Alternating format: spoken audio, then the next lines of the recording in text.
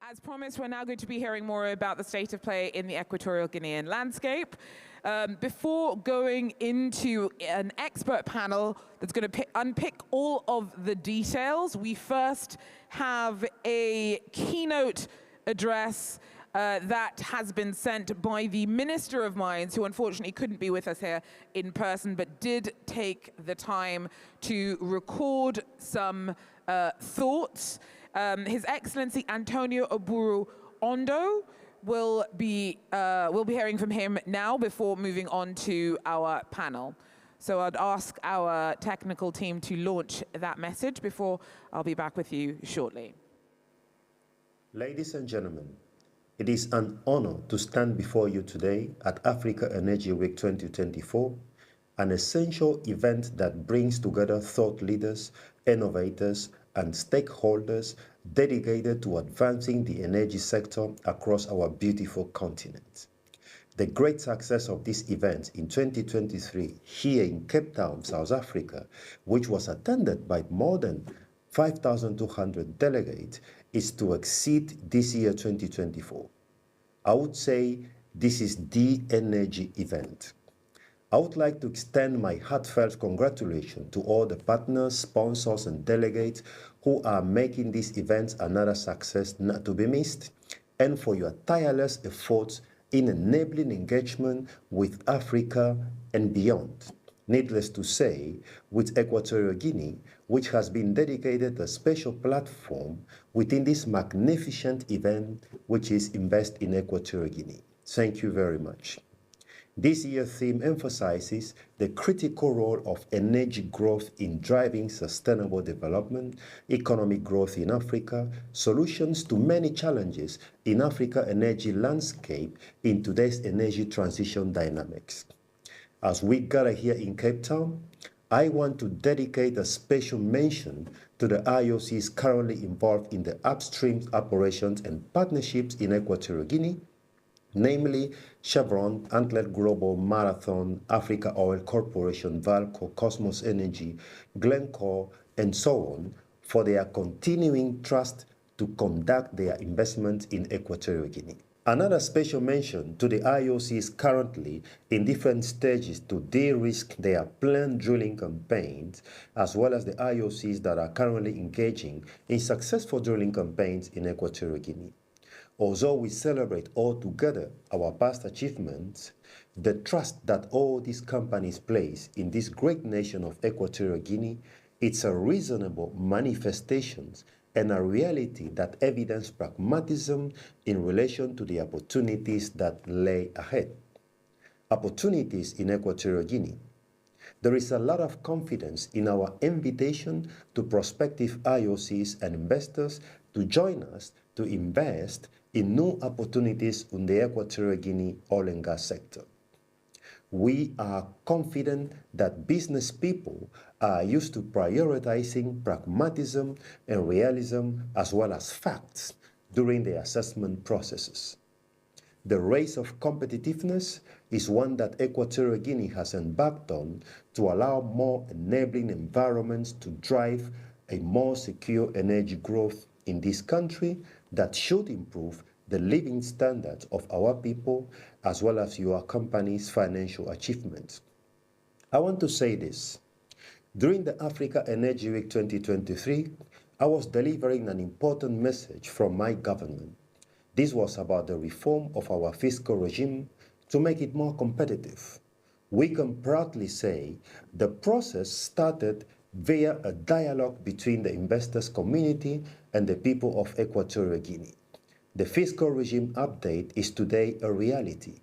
Some key changes were the corporate tax that moved from 35 to 25%, the dividend tax from 25 to 10, the withholding tax for non-residents from 15 to 10, and for residents from 6.25 to 3%. We have been able to, as government, to be closer towards oil and gas companies operating in the CIMAC region, showing closeness to the companies and listening to their concerns and even causing better understandings between the companies and the regional government dynamics. We concluded, as promised, the review of the current hydrocarbons law.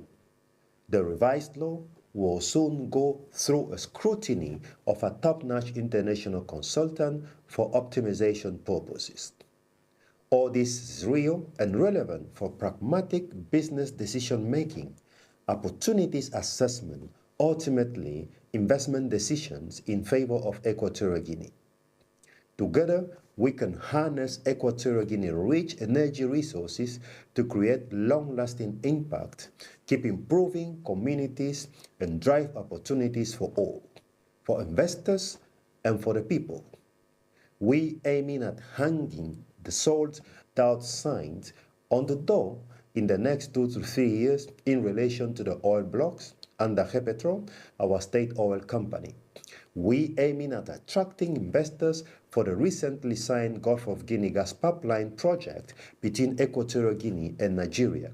We aiming at attracting the right partnerships for Sonagas, our gas oil company, to enable the block EG-27 gas resources to be on, to develop the logistics for local and regional gas storage, distribution, and trading. We aiming at attracting the right partnership to develop the country's petrochemical industry. A special mention to our current partners on these fields for their trust and commitment. Equatorial Guinea is extremely open to business. It's flexible and willing to keep engaging. The Ministry of Hydrocarbons is not only your gate for oil and gas endeavors, but also for any other business due to their special exposure to the international community and to the relationship within the country with other ministries. Thank you for your commitment to this journey, and let's continue to work together to unlock Africa's and Equatorial Guinea's full potential. Invest in Equatorial Guinea. We are open to you. We are open to business. Thank you very much. So thank you so much to the Minister for taking the time to make sure that he could contribute to some of the very important conversations that we're having here today. And to build on some of those pointers outlined by Minister Ondo, and to learn more about the specific offerings of Equatorial Guinea's energy industry as it moves to solidify its position as a regional hub, it is my very real pleasure to hand you over to Jude Kearney from ASAFO and Co. to moderate our upcoming expert panel. Jude, over to you.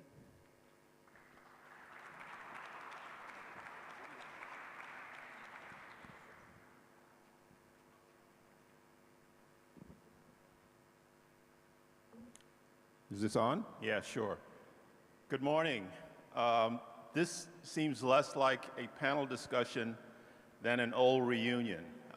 Those of us who are going to be your panelists, and please, let's not stand on protocol. Let's all come on up, and we'll get started right away. We only have an hour and 15 minutes to discuss the important issues that we're going to cover.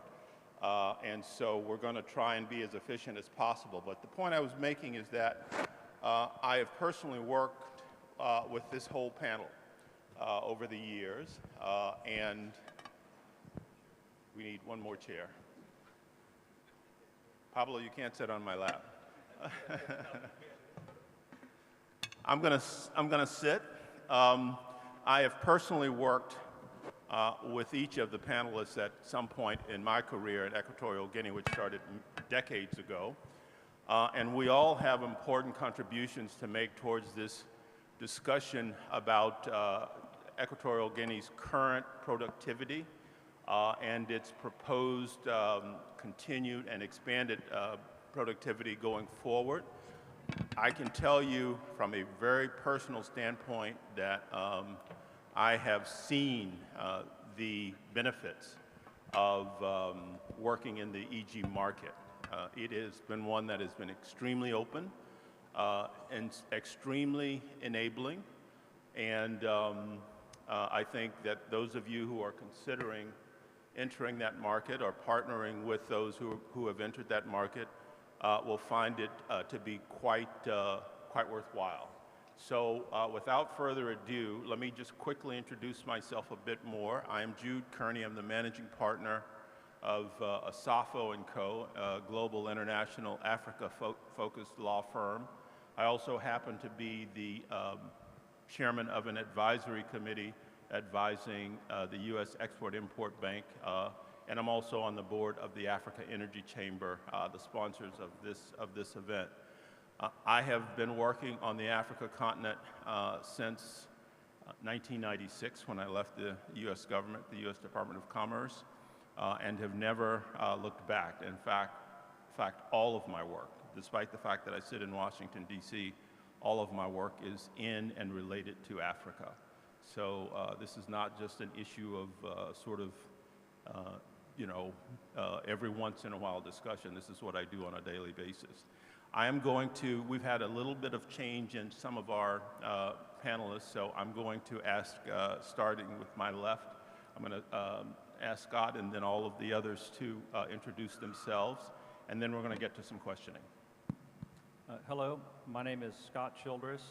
I'm a director for Mid-Africa for Chevron. I started working on Equatorial Guinea about 15 years ago, and it's been a pleasure to do so ever since. I met Jude probably about that time, and I look forward to this discussion today. Let me do this before the next speaker. For the most part, I'm going to ask these guys each to introduce themselves as new to you, but the next speaker, Oscar Bernico, is someone who is very, very important to this discussion. Oscar has been my boss on and off for quite a while, and he's from the ministry and has been a phenomenal leader in this industry, both in EG and because of his example around the world. So just a special honor, Oscar, to work with you on this panel. Thank you.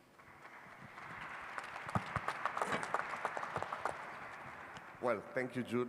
You are always way too generous with myself. I really appreciate it. I'm Oscar Bernico. I've been the Director General of State Entities and Petroleum Assets at the Ministry of Hydrocarbons and Mining Development of Equatorial Guinea for the last 8 years. Before that, I was the Director General of Local Content. And before that, I was for 8 years at the National Gas Company, Sonagas, and I also worked shortly with the BG Group before they were acquired by Shell back in the day. During the joint venture we had with them for the EGLNG contract. Happy to be here, and thank you for inviting me. Thanks.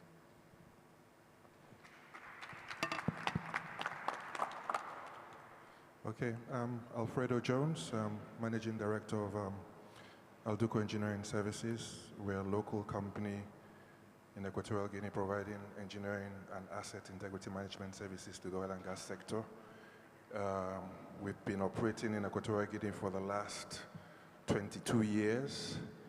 And even though I say local company, we grew out of Equatorial Guinea, but we've also provided services in Nigeria, in Congo, Brazzaville, and in Benin Republic. Thanks for inviting me to the panel, and I think it's very important that we have these discussions and this type of meetings, because as we all know, the oil and gas industry is getting a lot of bashing from the anti-fossil fuels, but it's very good to see this, that we're still alive, very much alive, and for a long time. Thank you.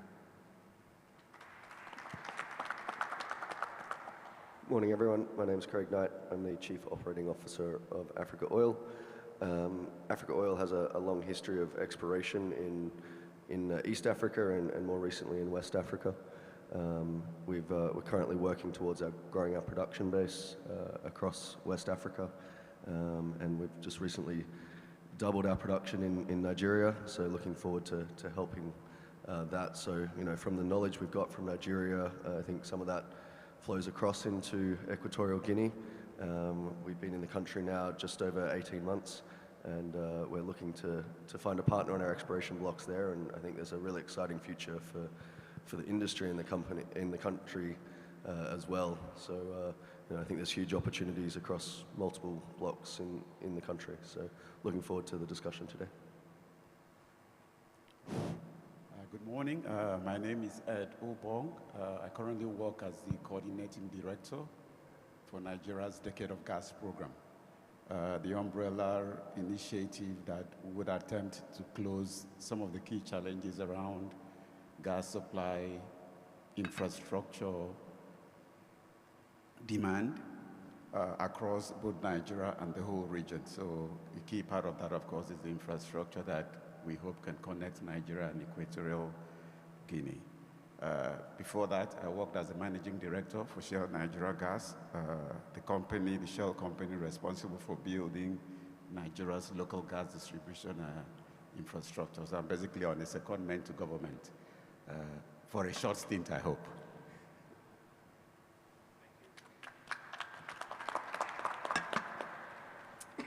Hello, I'm John Hamilton, Chief Executive Officer of Panoro Energy ASA. My accent, you might hear, is similar perhaps to Jude's, maybe not. I'm from Washington, D.C., like where Jude lives. For those of you who don't know us, Panoro is a Norwegian company, despite my accent. We are kind of a mid-cap company specializing in Africa. We are in Equatorial Guinea now about 4 years. Worked together with Oscar on that country entry. We're partnered together with Trident Energy, Cosmos Energy, G-Patrol across one production block and 2 exploration blocks as well. So we're kind of the new kids on the block together with Craig. We're some of the newer entrants to the country.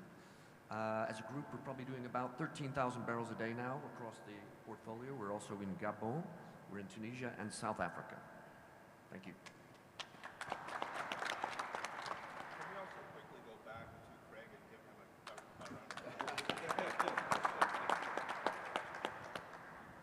Julien Vuillemet, I'm the General Manager of Trident Equatorial Guinea, part of the Trident Energy Group.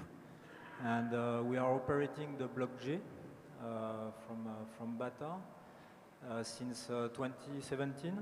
And we are a non-operating partner on the exploration Block S that is next to the Block J. And yeah, that's...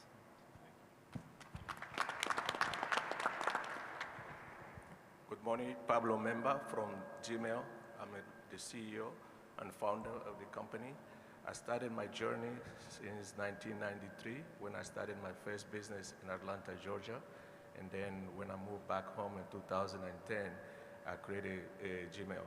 So it's local, owned 100% by Equatorial Guinea, and we're in business in Equatorial Guinea since 2010. We provide services for SLB and Baker Hughes.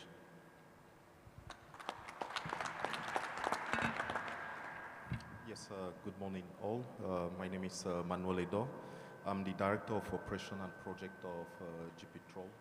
And I would like to use this forum as well to apologize for my Director General, who unfortunately couldn't make this journey due to another agenda. Thank you so much. So just a couple of housekeeping notes before we get into the questioning. The panel members have changed a little from the original publication of this panel. So I'm going to ask the organizers to make sure, so that those of you in the audience have access to each of us, to make sure to publicize on the app the names and CVs or bios of each of these panel members, so that you can remember who in particular spoke on this important subject matter. Secondarily, I would be remiss if I didn't just take a second to acknowledge Oscar's been my recent boss. My original boss was Minister Gabriel Obiang, and he is here, and I just wanted to acknowledge him and his wonderful young son.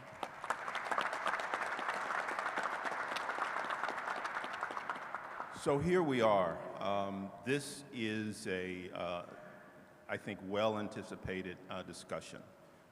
And we have some of the best folks around this group to talk about the current state of affairs in the EG oil and gas industry, in understanding what some of them are doing in particular, and what the prospects are for additional substantial growth in that country are. And for someone who came to the country for the first time in 1997, early 1997, to talk not about oil and gas issues per se, although it was highly related, I was there to help the president in sort of negotiating, hopefully, some of the ends of the boundary disputes that were crowding around Equatorial Guinea, including boundary disputes with Sao Tome and Nigeria, Cameroon, and Gabon.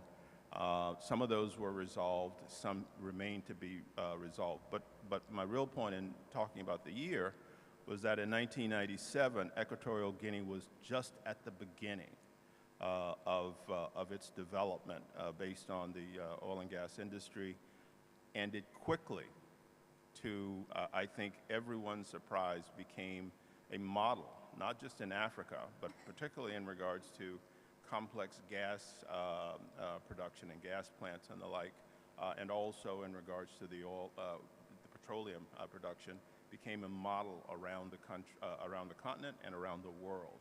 So the history of EG, sort of meeting goals is there. And they are setting a new goal of substantial additional production and consolidation of the industry. I, for one, believe they will achieve it, but we need to talk about the metrics. We need to talk about the particulars. We need to talk about how they get there and how each of you view that prospect. So I'm going to start out by just asking not necessarily everybody to answer each question, but calling on individuals to answer the question. And then, to the extent I didn't call on you to respond to a particular question, but you have something that you think is relevant to add, please, by all means. They may give us a little bit of grace. I don't know. We'll see if they give us any grace beyond the hour and 15 minutes. So, Oscar, I'm going to ask the first question of you. What specific measures is Equatorial Guinea taking to attract upstream players to offshore acreage, and how do these efforts align with the country's broader energy ambitions and regional market strategy? This is clearly something, Oscar, that maybe you and G-Patrol have a better handle on, but it's also something that the oil companies may have something to say about as well. Well, thank you, Jude. Well, actually, an important development in Equatorial Guinea is the fact that, as Minister Antonio said, we believe that we have a very good law, hydrocarbons law. But just like in any other business, things evolve. And so should Equatorial Guinea to attract investment.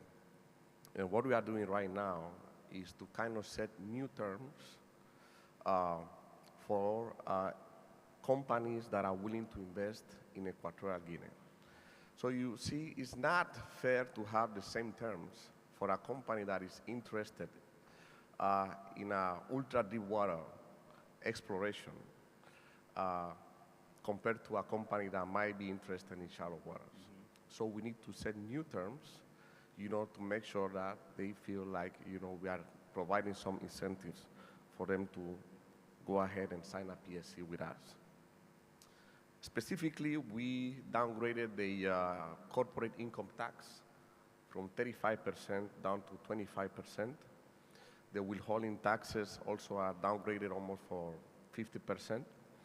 But the most important thing, Jude, is we need to go beyond that. Mm-hmm. And that's why in Equatorial Guinea, the Ministry of Hydrocarbons, we have a policy of customizing the incentive with our partners. That means that if you have a particular project or you are interested in a particular block, and you feel that for some reason you are challenged, then come and sit with us. Forget about the PSC, forget about the law, forget about the fiscal terms, speak to us. Let us know what are your challenges, and we will kind of respond to you. And that's what I call, and Scott can tell you about it, is what I call the entrepreneurial spirit, which means that we don't take that classic government approach like it's about the policies, about what the law says. No, no, no. Here it's different. We are really competing for capital, and we are aware of it, so we are really customizing our discussions with our partners. Now, something that is very important, and I don't want to go into the debate, is regarding some issues with the central bank or the CIMA regulations, which is creating a lot of distraction. Probably sometimes the focus is not where we would like to, but as an example, I'm raising this because it's an example of what we are doing. So we heard from the operators and we went back to the CIMAC and say, hey, we have an issue here, and we want to make sure that we protect our industry because it's our bread and butter in Equatorial Guinea, and we would like to address this from a more constructive position. So just to summarize, yes, we are improving our framework, but we are taking a different approach, evolving with the industry and demonstrating that Equatorial Guinea is up to the challenge. So that's what I will say as a response to that particular question. Thank you. Thank you.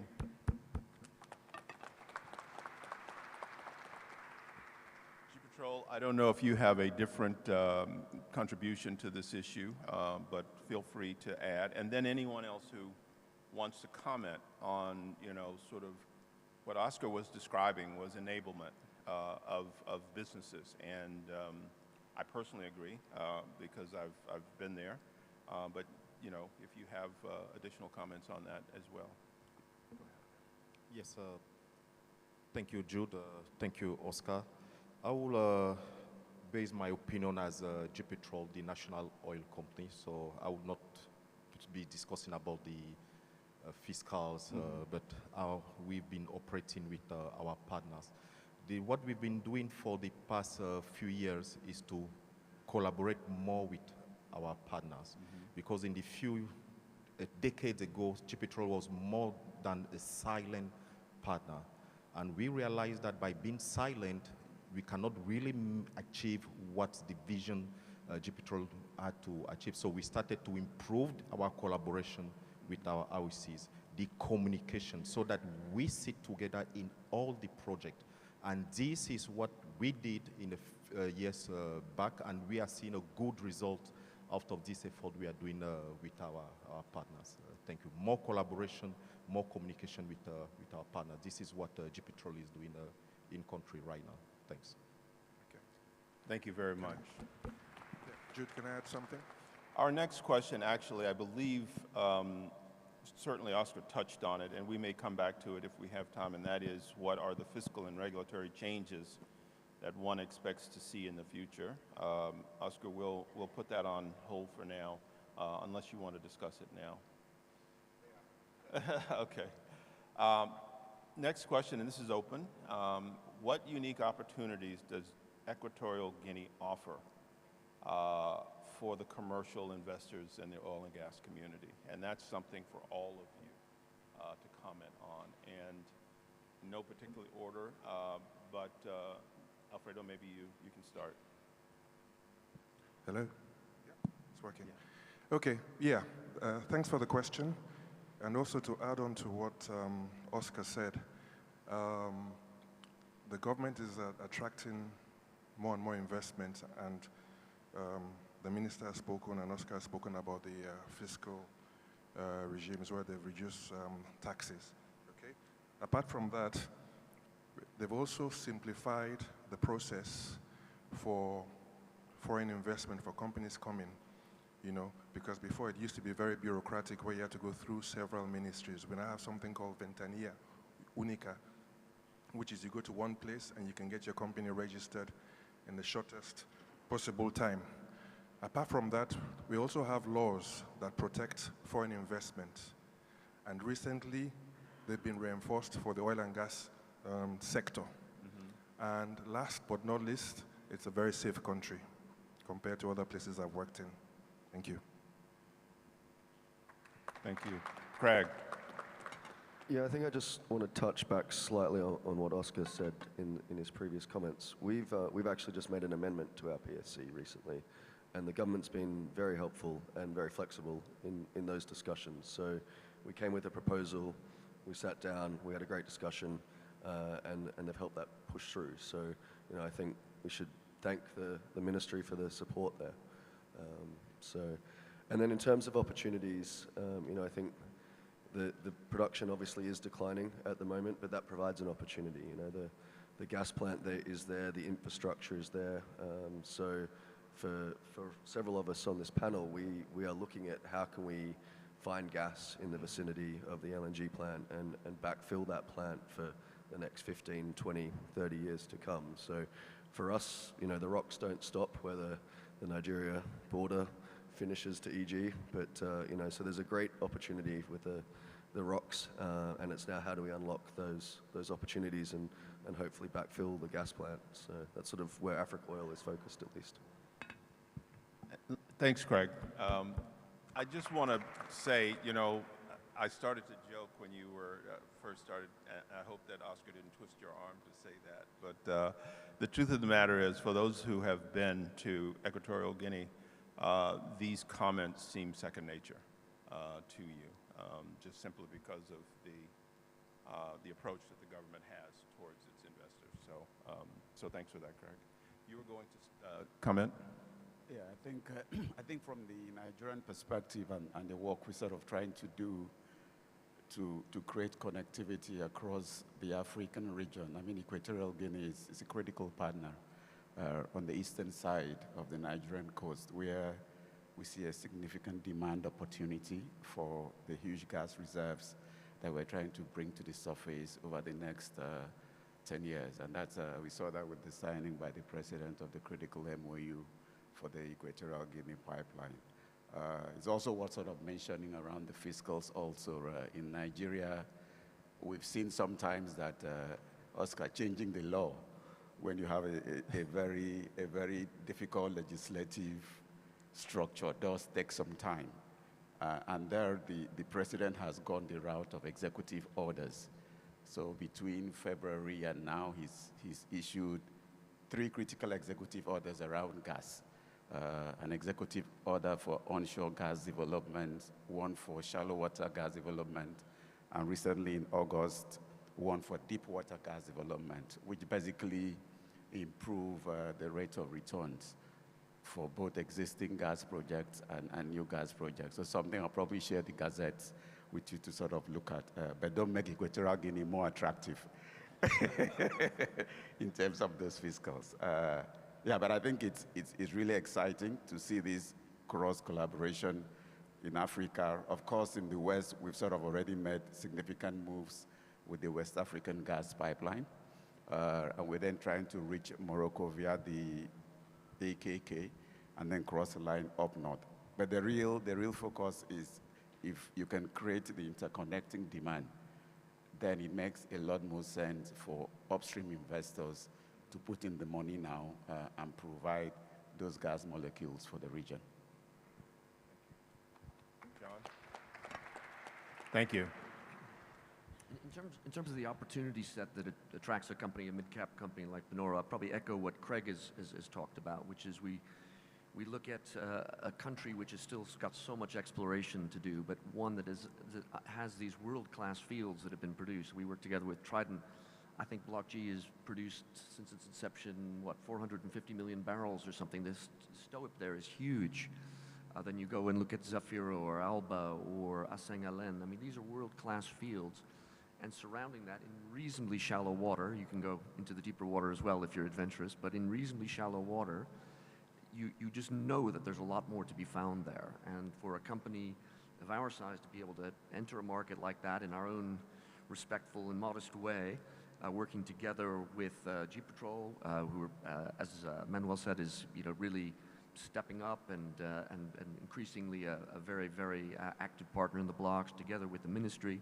We just find that environment perfect for a company like us. Thanks, John. Julien. Yes, at Trident we are more concentrated to mid-life assets, but we are pleased to have some exploration to do on the nearest block, and there is still a lot to discover in AG. But also on the midlife assets, you know, it's our core business. And just to mention an example, we just end up to complete 2 new wells, deep water wells, by 800-meter water depth. And we have already one on stream that is delivering more than 6,000 barrels. The second one will come up on stream within a week, 10 days from now. And when we have took over the previous operator, we were almost at 40,000 barrels a day. And when we will have put those 2 new wells on stream, I think 7 years after, we will be back at almost that same level. So it's also that there is still on mature field, we think old field, there is still a lot of potential that can be recovered by a pragmatic approach. And we are very pleased to partners with J-Petrol that now has become operator also in AG. So I think it will strengthen our relationship. And more generally,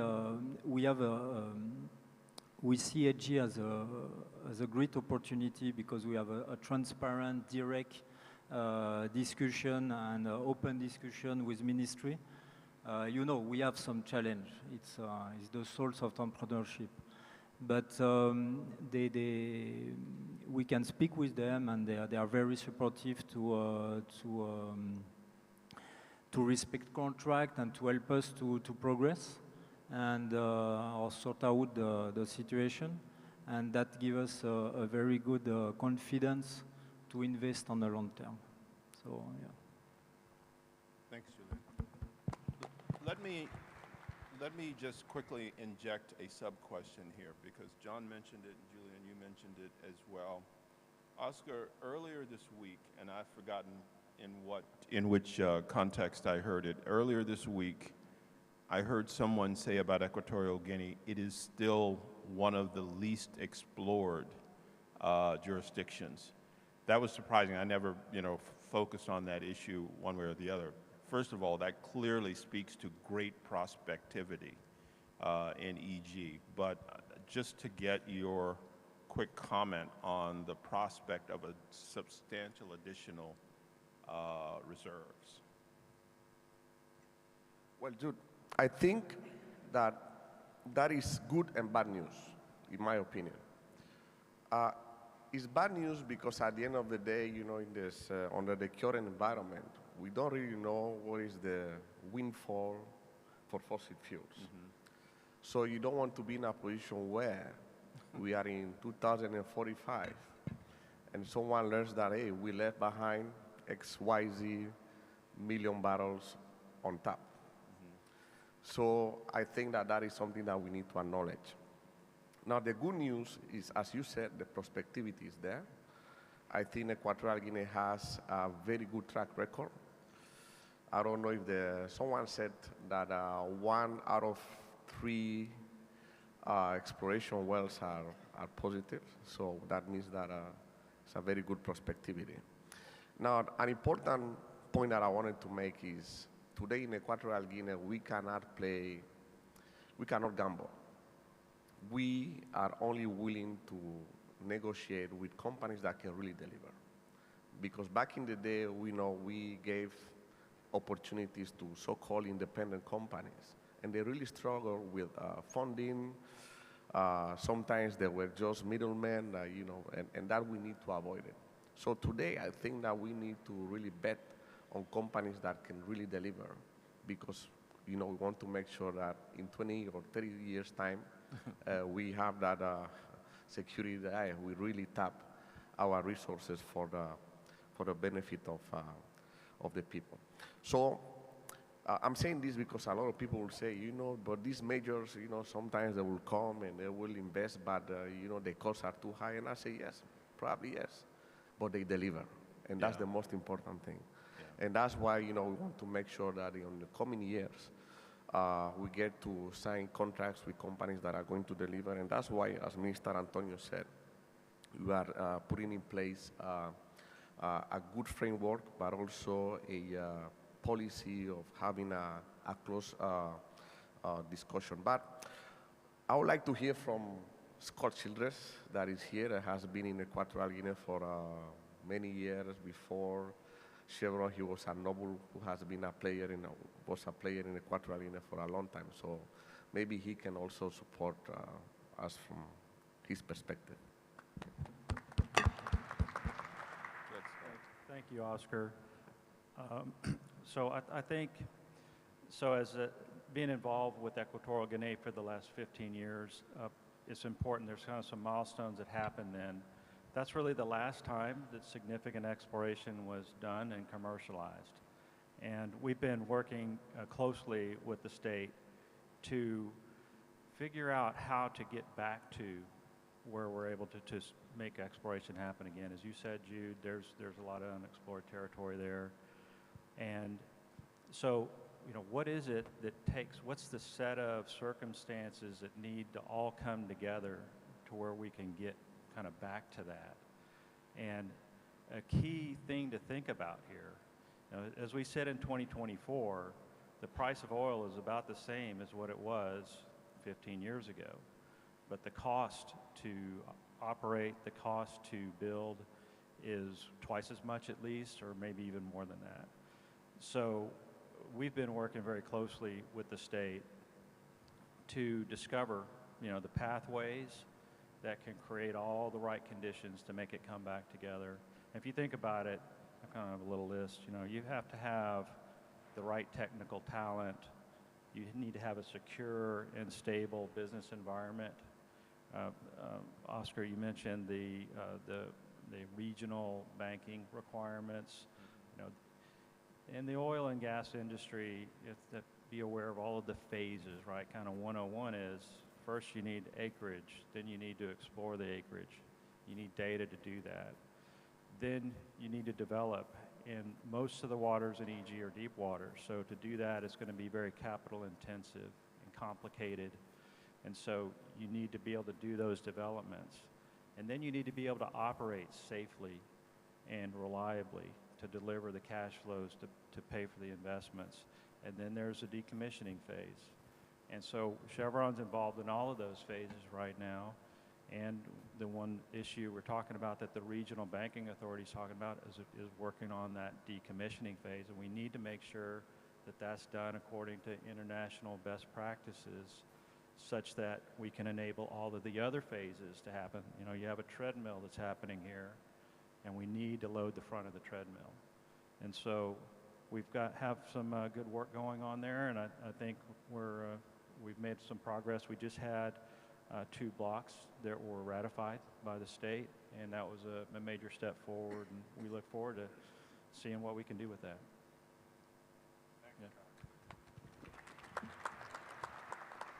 Okay, back to Pablo now to hear Pablo's perspective on sort of the prospectivity and the opportunities of working in the EG market. Looking at from the point of view as a private-owned company and EG-owned company also, there's a lot of opportunities on the service side, and not just for the major service companies, because the local content law, that gives us an advantage for us to attract companies where they can come and work in Equatorial Guinea and team up with us in case, and I emphasize in case, because that's always the issue when they say you guys do not have the qualification to perform certain jobs. So our local content allow us to team up first, give the right to team up with the semi companies, and then If you cannot find a partner in the CEMAC region, you can look at in the African continent, and then after that, you go outside that. So there are several opportunities in Equatorial Guinea because the country is safe, and you can create, from the banking side, you can create offshore, not offshore, sorry, foreign currency account. By creating the foreign currency account, you can use that to pay your vendors outside. But now, touching a little bit where you just asked about what people say earlier in terms of Equatorial Guinea is underexplored. It depends from which point of view each of those people are looking from. Because we have some deep water blocks. And the investment for those deep water blocks is not easy. It may be expensive. And then in the past, we have some companies where they came and acquired blocks where they did not have 100% of the money required to develop the blocks. So those blocks are still sitting there. We need people where they can come in Equatorial Guinea and acquire those, get those blocks, and so they can develop it. And then the market change in general is changed because of what's going on around the world. We have the Ukrainian war, so the financing is tight. So it's not because in Equatorial Guinea we don't attract or we don't want to attract investors to come and invest. It's the current economic situation what's going around the world. So that's where someone may say the Equatorial Guinea is an underexplored, but it's not because the government does not attract or does not have the policies to attract investors to come and invest in Equatorial Guinea. Thanks, Pablo. Manuel, as you begin to answer the same question, obviously, as a state-owned company, you know, you could just talk about it from this perspective of the state, but you're also a producing company. And so I remember Pablo and I and others were at the original debut of G-Patrol, and I remember wondering at the time how activist and how participatory G-Patrol was going to be. Was it just going to be a repository for royalties, or was it going to take an active role in the production of the resources of the country? And to everyone's great benefit, G-Patrol became an active member of the production industry in NEG, and that, you know, that's is its own reward. But so in any event, from that perspective as a producer, what's your perspective on, you know, future prospects? Yes, thank you, Jade. I will start recalling last year's event here in the Africa Energy Week. Last year, G-Patrol presented to the industry a set of opportunities available in Equatorial Guinea, out of which we had opportunities in exploration and in development field. So the minister and Oscar said here that they work with company that delivered, and G-Patrol was able to deliver what they presented to industry last year, which were, Scott mentioned, that 2 PSCs negotiated with Chevron. We were able to negotiate these in 12 months ratified. Last year as well, we were able to also sign in total 4 new PSCs that G-Patrol had to lead with the support of the ministry. And I thank Oscar comment in Malabo when he told me one day that, hey, Manuel, you need to take the bull by the horn, because it wasn't easy. As director of operations, I had to deal with 4 PSCs negotiation. I had the transition that I had to deal with, and I, as the director of transition as well, with Block B of ExxonMobil. So in 12 months, we were able to deliver 4 new PSCs. We were able to deliver a transition, taking an asset like Block B, Safiro Field, from ExxonMobil. It was really challenging, but how were we able to do it? Like I said, by communication. To communicate and collaborate better with our partners. So there's still a lot of prospectivity in Equatorial Guinea, which are good. We have new companies in the house. For instance, Africa Oil, who are in exploration. We have Panoro in exploration, and we are working on a daily basis with these partners to make sure we can have a new source of hydrocarbon, new discoveries in countries. So yes, we are extensively working with our partners, and we're inviting other partners to come to Equatorial Guinea. We have people there who are seeing that Petrol, this state is performing, and we are delivering what we present to the industry, like we did last year. So thank you so much. Thank you, Manuel. Our next question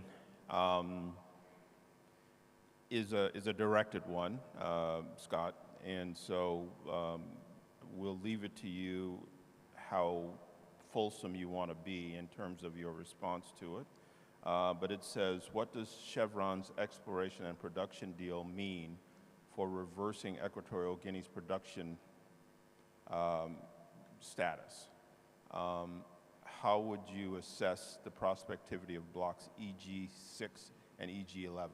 This is an aspect of the same, broad question of prospectivity, but it was a question that was, dedicated to Chevron as the successor to, your predecessors. Okay, thank you, Jude. So we can't talk about prospectivity, but I think what's very important, it's about getting back to the front of that conveyor belt, right? To be able to load the front of the conveyor belt. And so we've been doing a lot of work to get there again.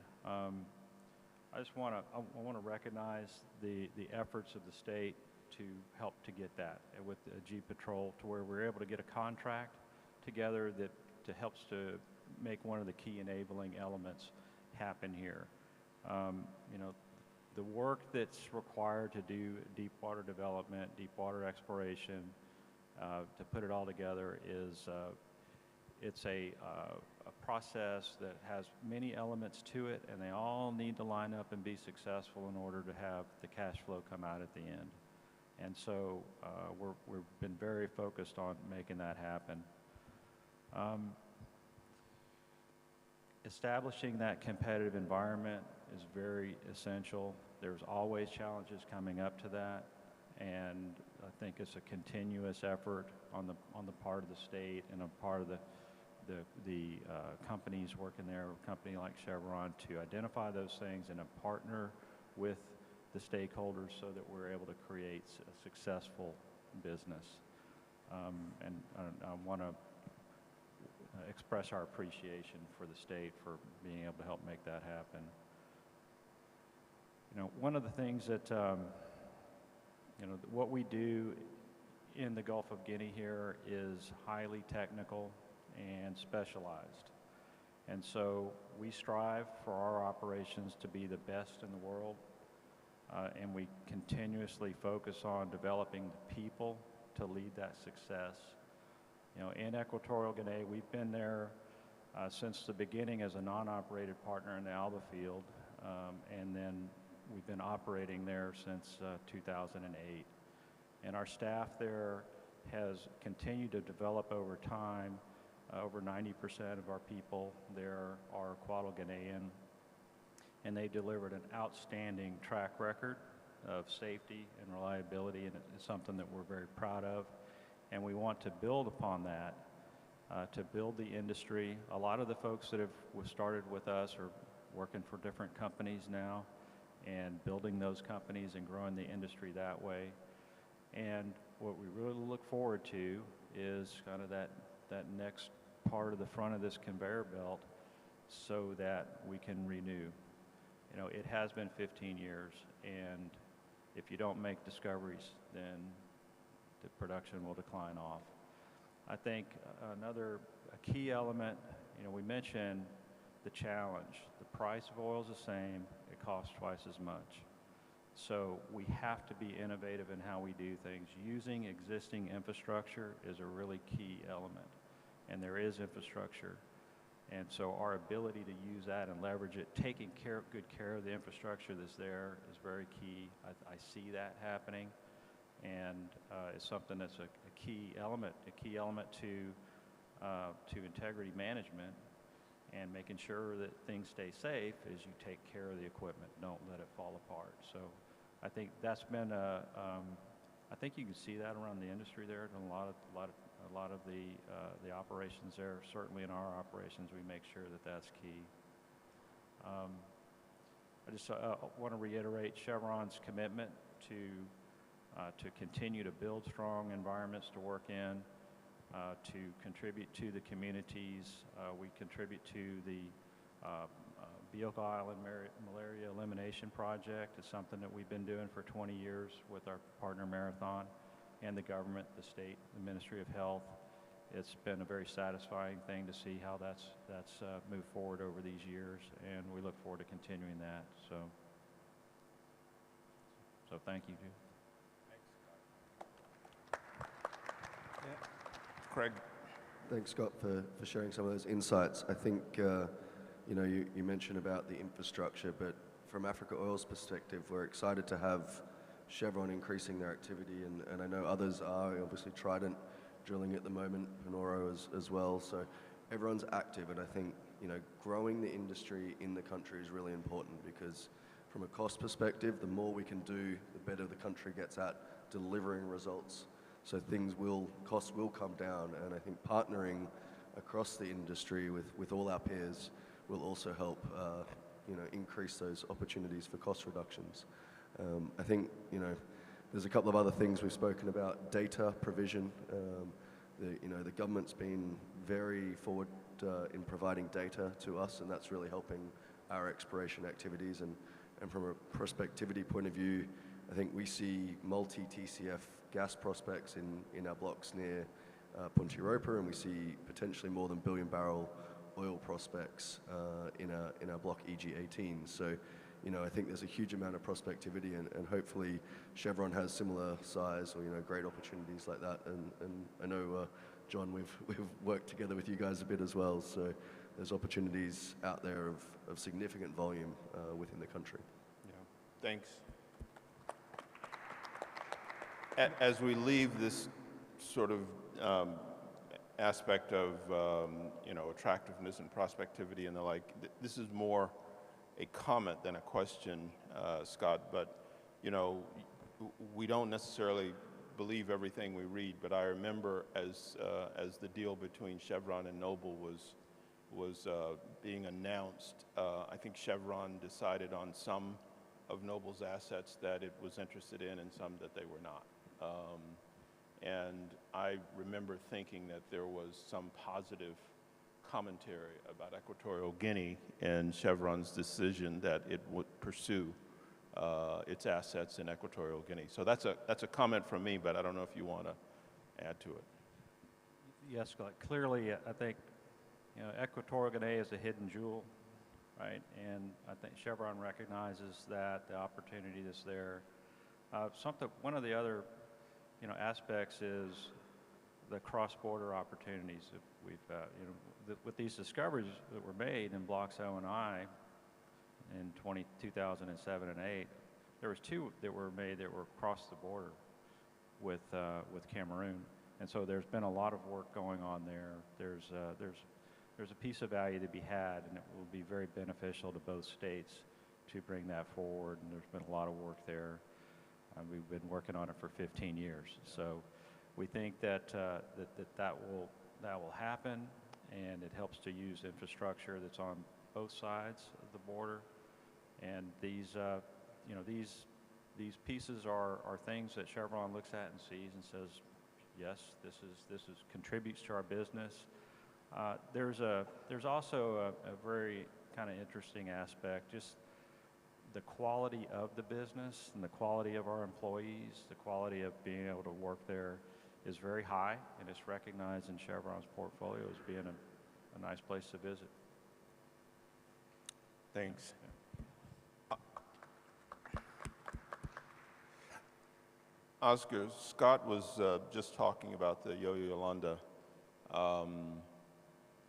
cross-border structure.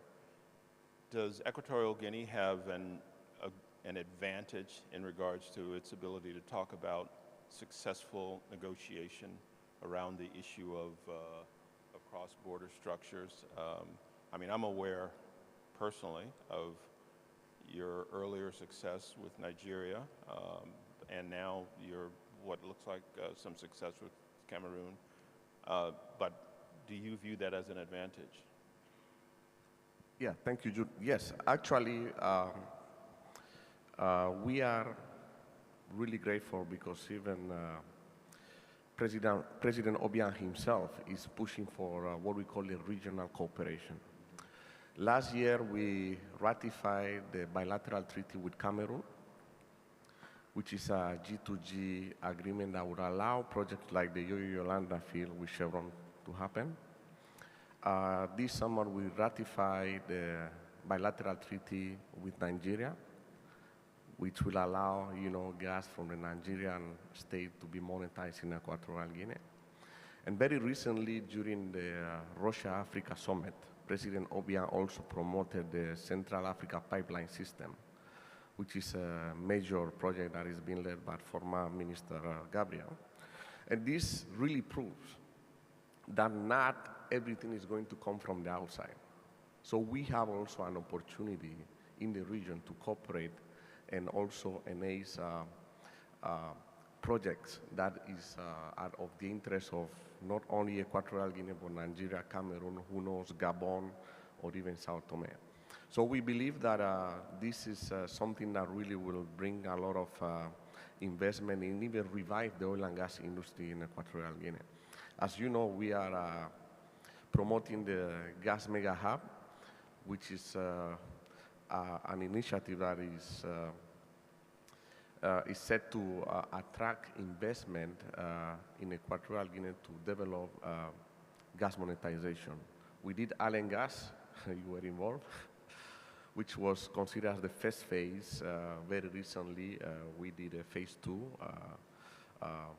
with the Alba field, and now we are negotiating with our friends from the ASEAN partners for the next phase, and also already discussing about the 4th phase that may come also from the Cameroonian border and the Nigerian side of the border. So all of this is going to, make sure that companies like Pablo Memba's company, like Alfredo Jones' companies, are going to be involved in the industry by, supplying services and goods, and also additional revenues for the state, maintaining the employment, and even consider other projects. We don't know, maybe fertilizers projects in the future. So all of that, I think, is a massive kind of view that is being led by the Minister of Hydrocarbons, but we are very grateful because we see a lot of support from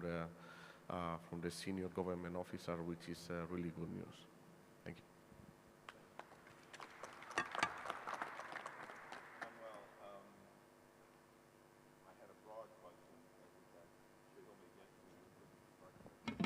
I had a broad question, which I still may get to with regards to the gas mega hub. But, in thinking about the early work in LNG and methanol in Equatorial Guinea, and then the introduction in 2020 of the gas mega hub, tiny Equatorial Guinea has set the standards in terms of some regional initiatives. How do you guys understand why such a small country has been a standard bearer in some very complex oil and gas arrangements? Yes, Equatorial Guinea might be small, tiny in terms of geographical size, but we are very ambitious. We are very ambitious, and this is why we are leading this initiative in the regions. Yeah, it's just that we are ambitious because we want to make our country great, and we want to attract the best investors as possible. Yeah, thanks. Jude, if I may add, leadership, and leadership. Yeah, excellent. Because we have a good leader where he believes in the industry, and also he can commit quick and react quick. Thanks, Pablo. No, and I agree with that. And Pablo, you were there, Oscar was there, and many others were there in Washington in 2014 when President Obiang, hosted an event for investment in EG. And he made it crystal clear that small Equatorial Guinea had powerful ideas with regards to its role in oil and gas. And he also was very thankful, not just to American companies, he was in America, and so he thanked American companies for being his partner, but he thanked the oil industry in general for helping to elevate EG to its level of prominence in the sector. So I agree with you 100%. But I do want to get some input on the gas mega hub from the standpoint of the companies that are a part of it. And Scott, I'll start with you. Sort of where are we with regards to gas mega hub? So we're currently working on the next tranche of gas to make it into the mega hub. I think we're getting very close to causing that to happen. It would be a part of the gas cap from the Asing Reservoir that we're working on a project to build that out, tie that into the Alin hub, which is offshore, and then we'll go on into the Punta Europa facilities. It's a critical component. We wish it would have started earlier, and we're working on making that happen. We think we're very close though, and it's a $650 million project, which is unbelievable to think that it takes that to hook one well to an existing platform to then bring it in. But it's a significant well. It produced 200 million cubic feet a day, and it will be a key to operating, or key to keeping the facility running there, and then enable the other fields that are there to continue flowing, right? Extends that infrastructure out. And that's the key, is to be able to continue to use that infrastructure so that the tiebacks and the other discoveries that are made in the area can go on for years and decades to come. But it's a step. The next step, we think, is the Yo-Yo-Yolanda field, and we're going to work to make that one happen as well. And who knows? Other discoveries that happen, something can come across from the Nigeria side. Lots of opportunity there. The key to developing gas is very difficult. You have to have it's very valuable to the local economy, but there needs to be a monetization path that can pay for all the infrastructure. So that's a key advantage that Equatorial Guinea has. It has monetizations paths for gas that can help pay for having it develop the local economy. If you think back years ago, the electricity in Malabo was sporadic and everybody had to have their own generators. Now you have very reliable electricity, and it's because of this gas development and these plants.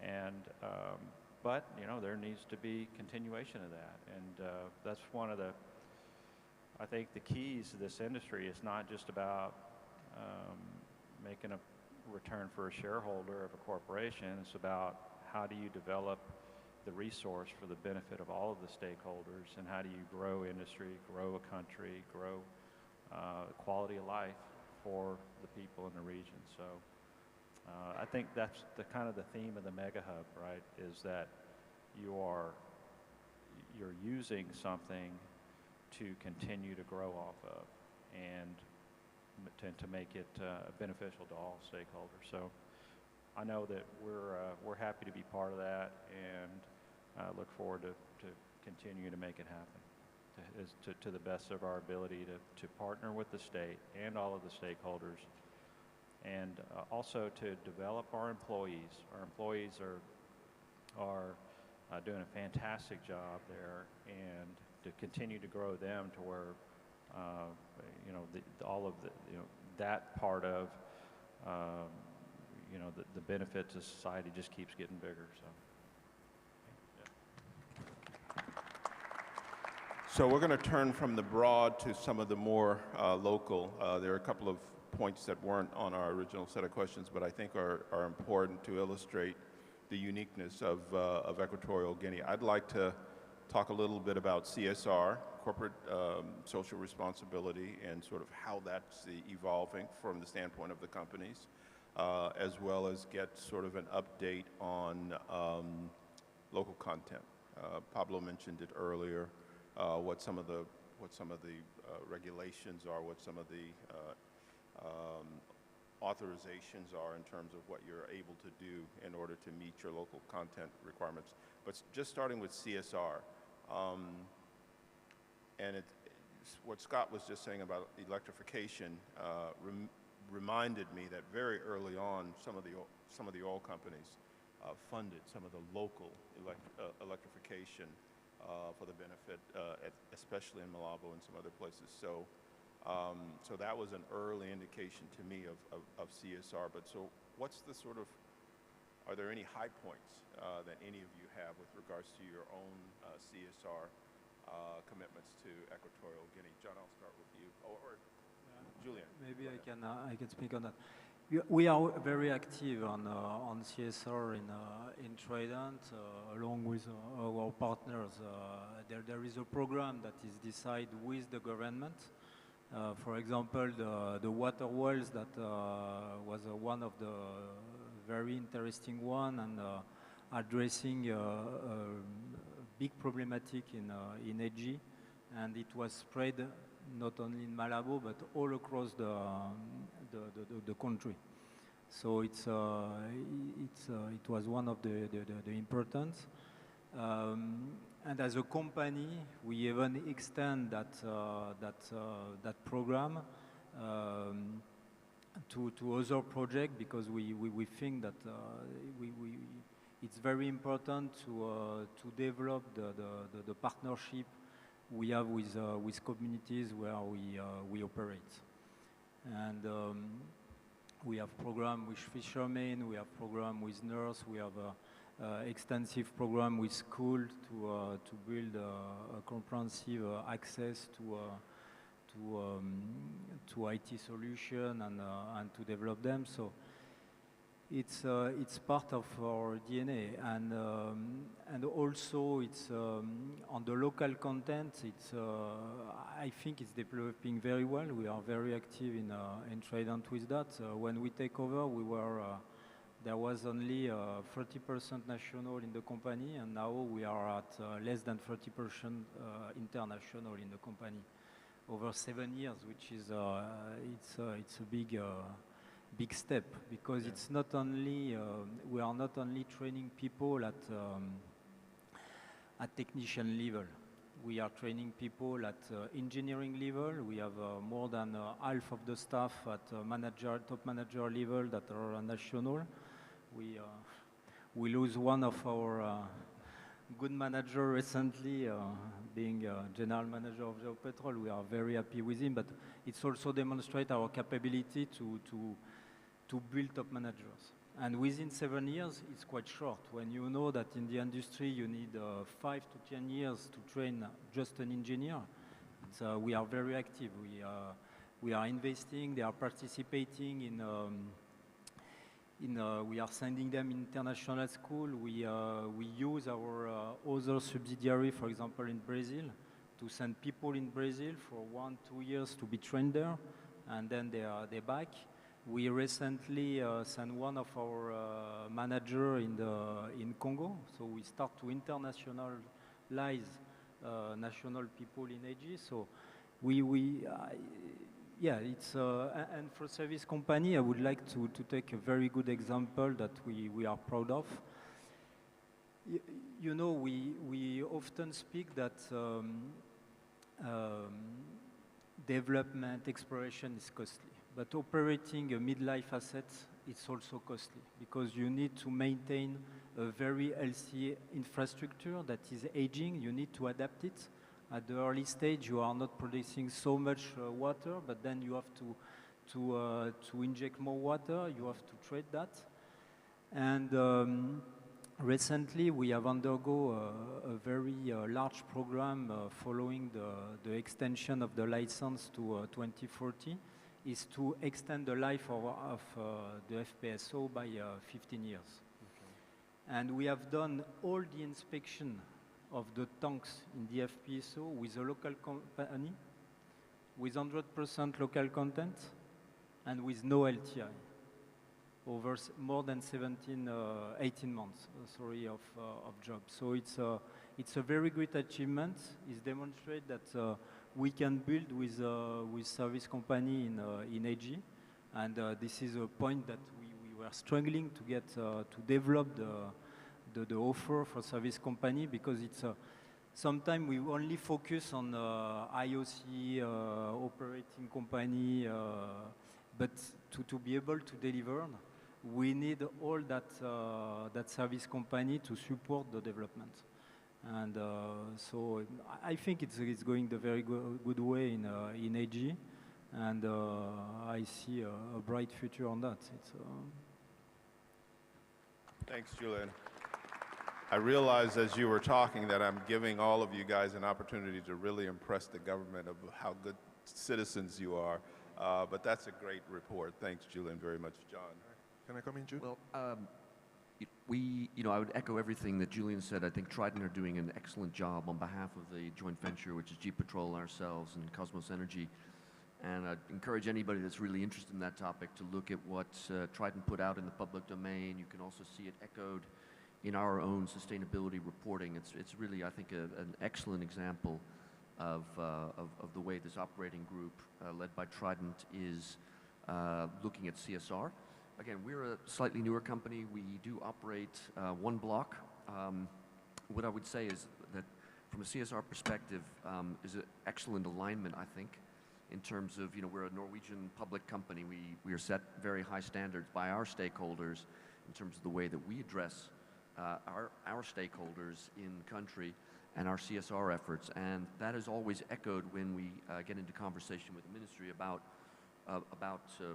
obligations, but beyond obligations, how are we going to use this platform to make the most impact possible? And in our own little way, I think we've done a great job of that. We've led a lot of training. We've gone from buying an asset from a company that didn't have a single person in country to having an office with an Equatorial Guinean country manager who's a great guy, and he's leading a staff there. So we're really, I think, still in the foothills here.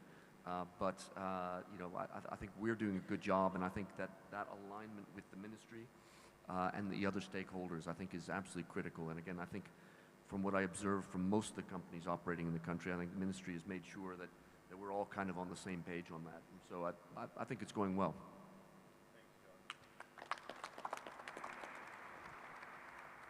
Thanks, James. I think my perspective is a little bit different as I'm not an operator. But I think at the Nigerian country level and under the Decade of Gas program, we've taken a slightly different spin around what we expect from benefits in oil and gas exploration. And there, I always say that the G in Angola, the G in Equatorial Guinea, the G in Ghana, the G in Senegal, the G in Nigeria is about gas. We need to ensure that gas provides all the areas and communities we work it with electricity.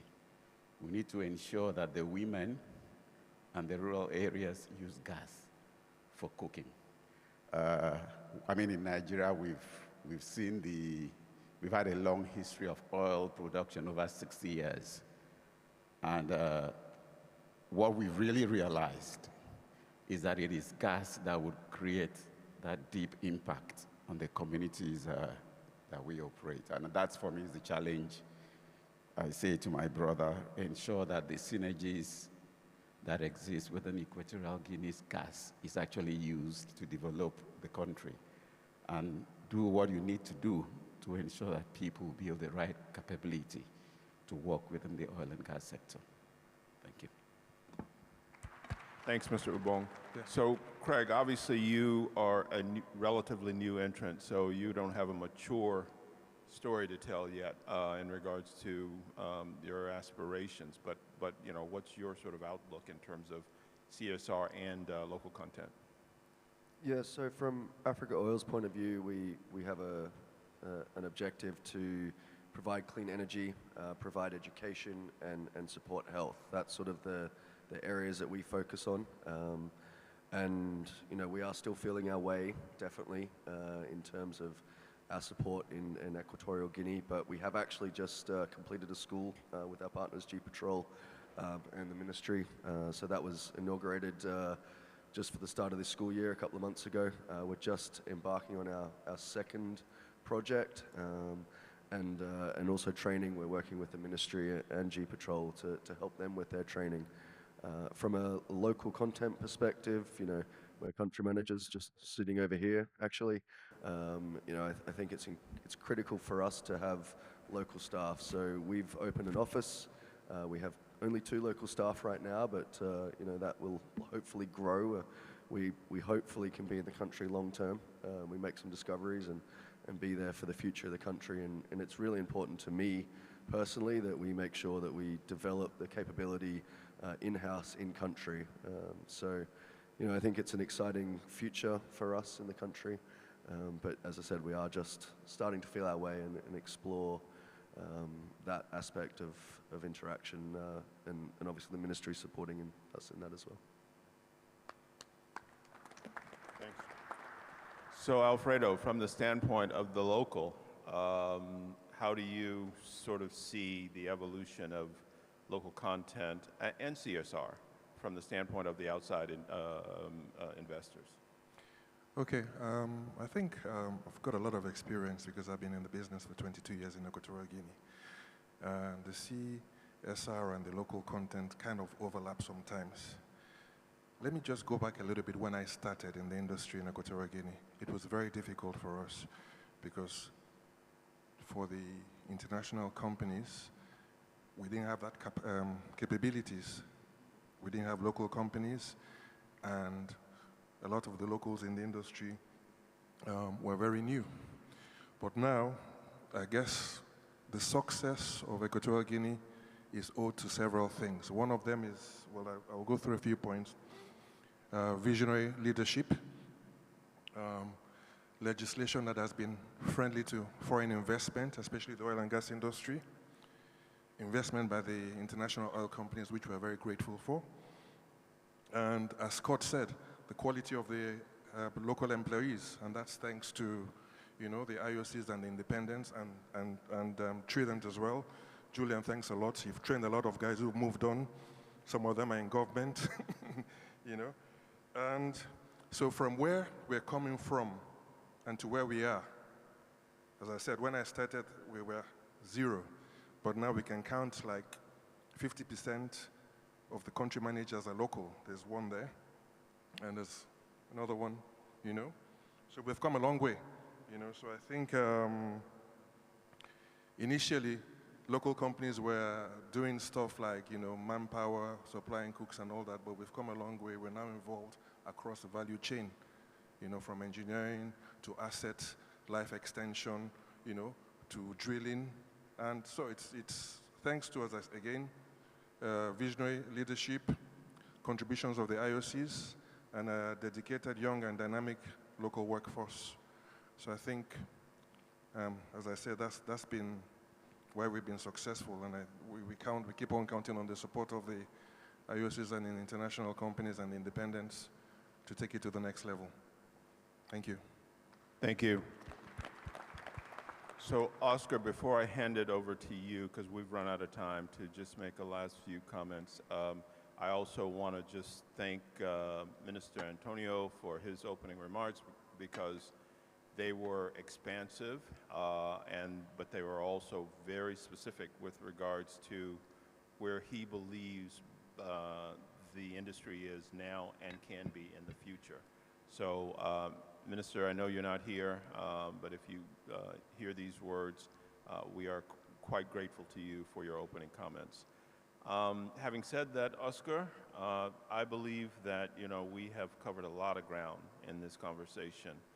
And for those, to use a term that's recently been used in the U.S. election, those who were sitting on the fence, with regards to EG. I hope that we've been helpful to them in regards to the prospects of entering the marketplace.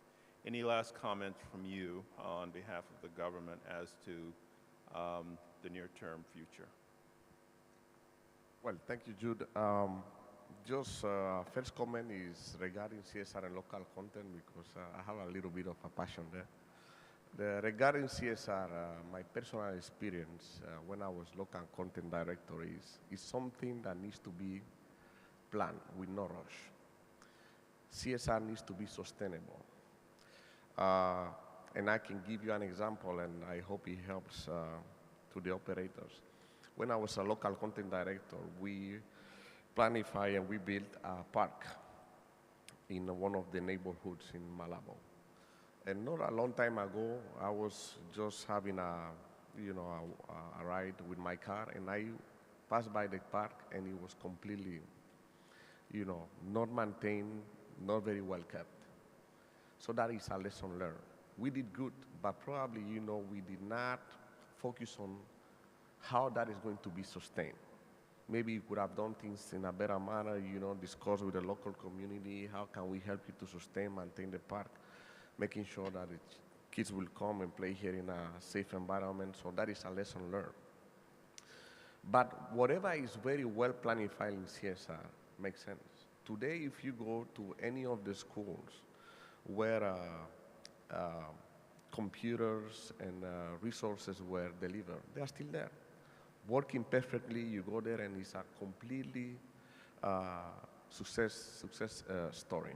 So what I'm trying to say is I encourage the operators not to be in a rush when delivering the CSR projects, but have very deep conversation with the local content department and make sure that whatever project you invest, a single dollar, is going to be sustainable in the future. So that's one comment I wanted to make.